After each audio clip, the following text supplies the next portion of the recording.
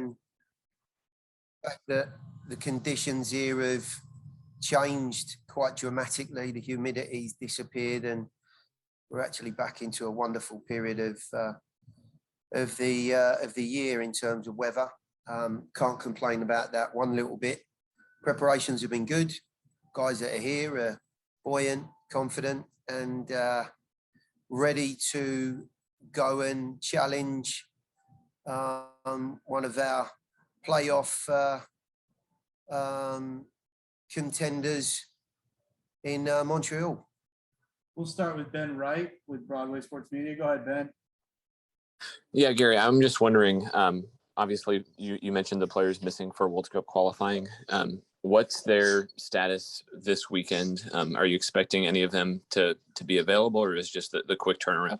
The quick turnaround from playing last night just too much?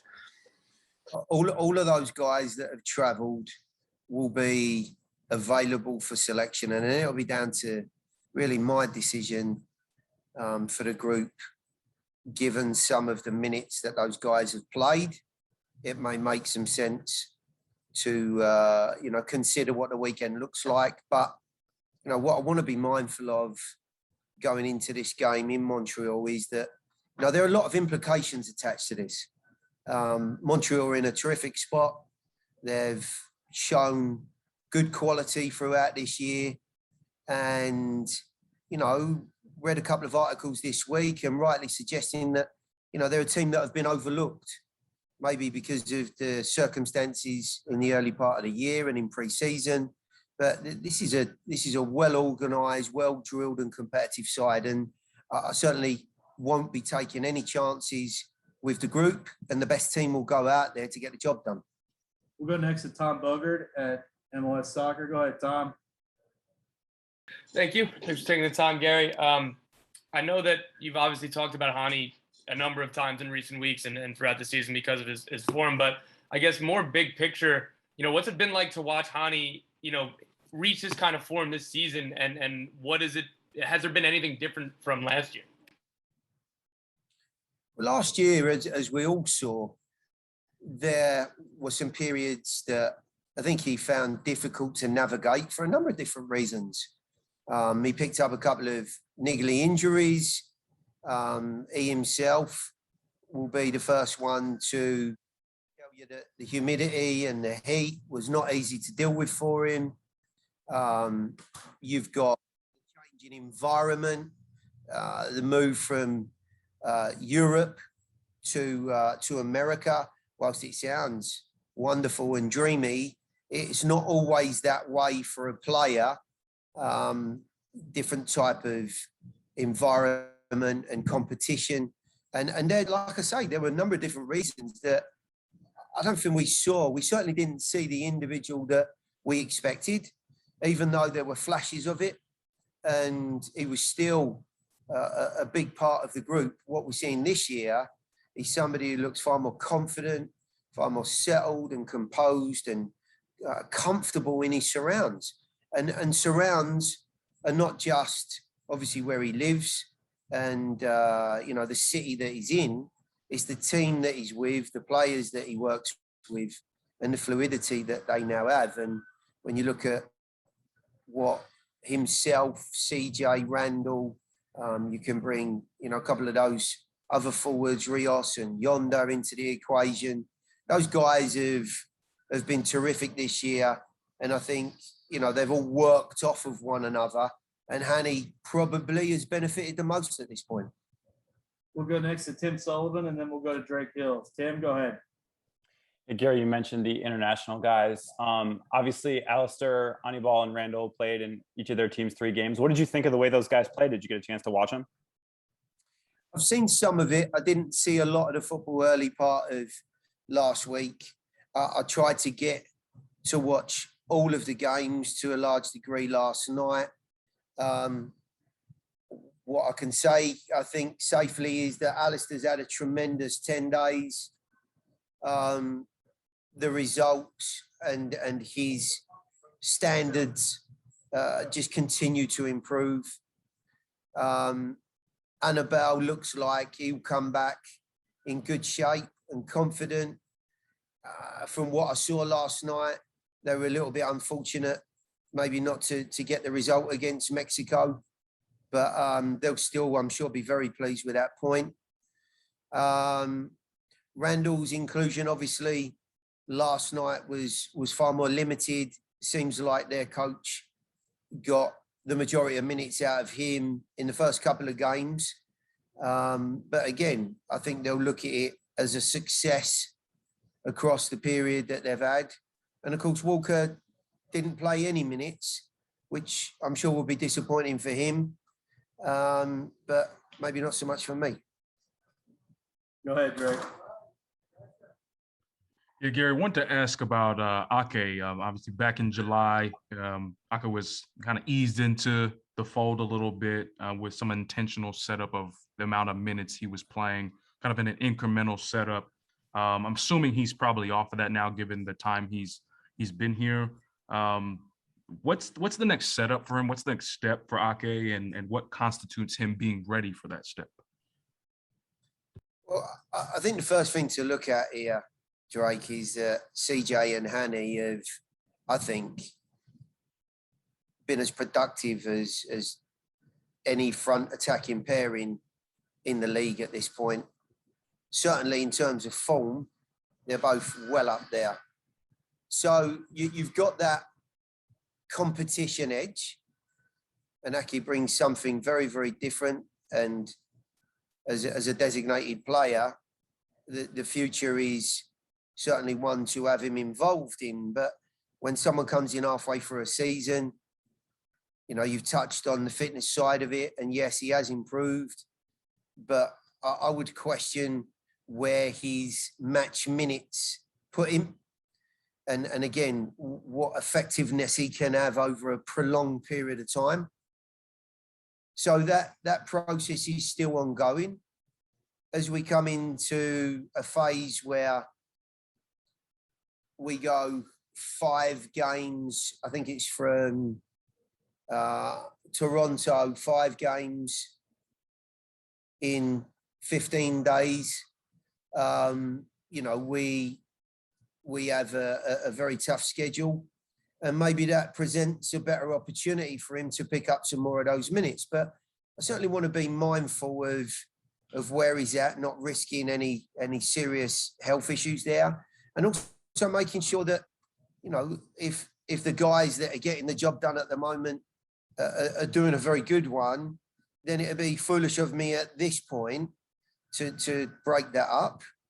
But I also want him in a good position as we go towards the final stages of the season, in the running and towards hopefully the playoffs. So there's still some work to be done from him and from me, but a lot of that will be determined by possibly the form of others. We'll go Ben Wright, then Tim Sullivan. Go ahead, Ben. Yeah, Gary, a bit of a different question, and it may be tricky to answer. I was just wondering if you, what your opinion on the recent disciplinary committee ruling was with Dax and Yonder being suspended. You're trying to get me in trouble, aren't you? You're trying to lead me down a path here. I think I said after the game, I thought the whole incident was avoidable, and I'm sure I explained that. And I don't change my mind on that, having seen it again. There wasn't enough guidance. The situation was created by a lack of presence, I felt, by the referee. The melee itself has presented 1 or 2 other fines and a suspension. I wouldn't necessarily disagree with that. I think the one area of disagreement would be the 2 guys involved. I felt as though Dax's involvement in the sendings off on the day was negligible to almost nothing when you look back. In fact, I thought he did a very good job of keeping his arms by his side when he was pretty much accosted by 2 or 3 players. For me, that constitutes a review, and I'm disappointed that they haven't found a different scenario on that. But, you know, we move on, and we'll make the most of the weekend without him. We'll wrap up today's session with Tim Sullivan. Go ahead, Tim.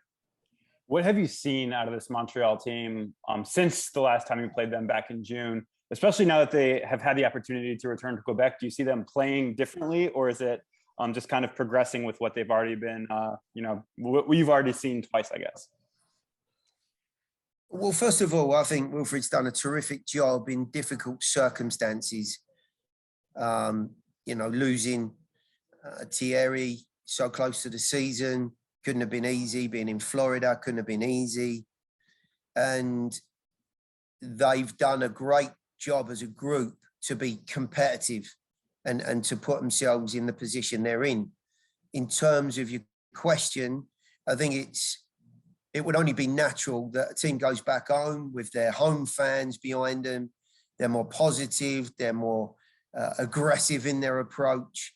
I think we've seen a team that are playing with a bit more attacking freedom, if you like, and not so much that counter-attacking team that was prominent in the early games, and that may well have been for a particular reason for that group. But I think they've done a very good job. They've got the respect of a lot of people.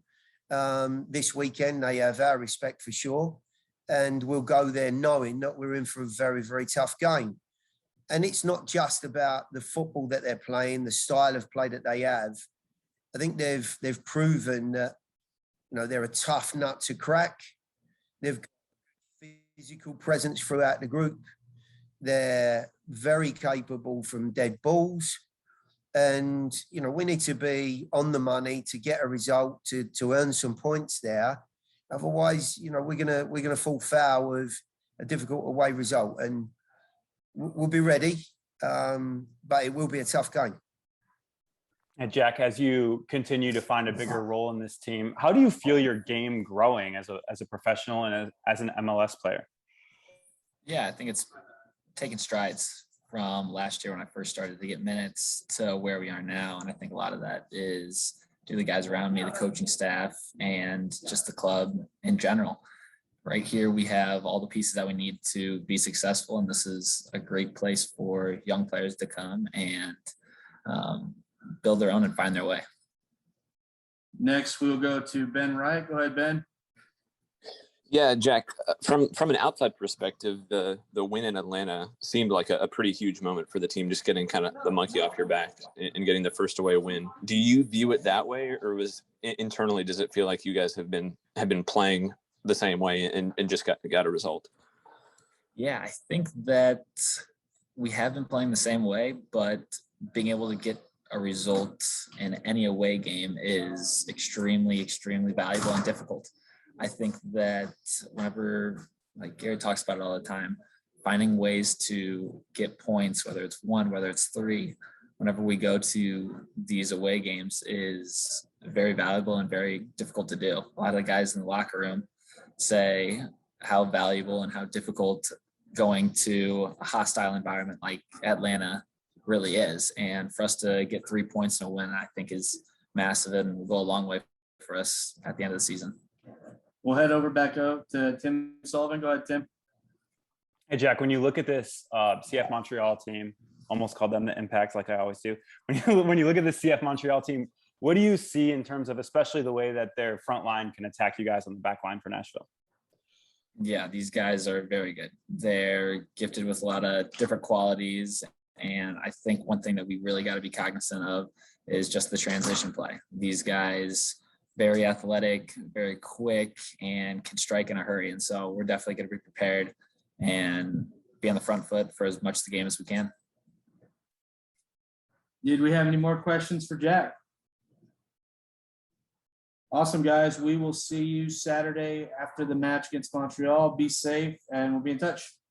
Awesome. Thanks, guys.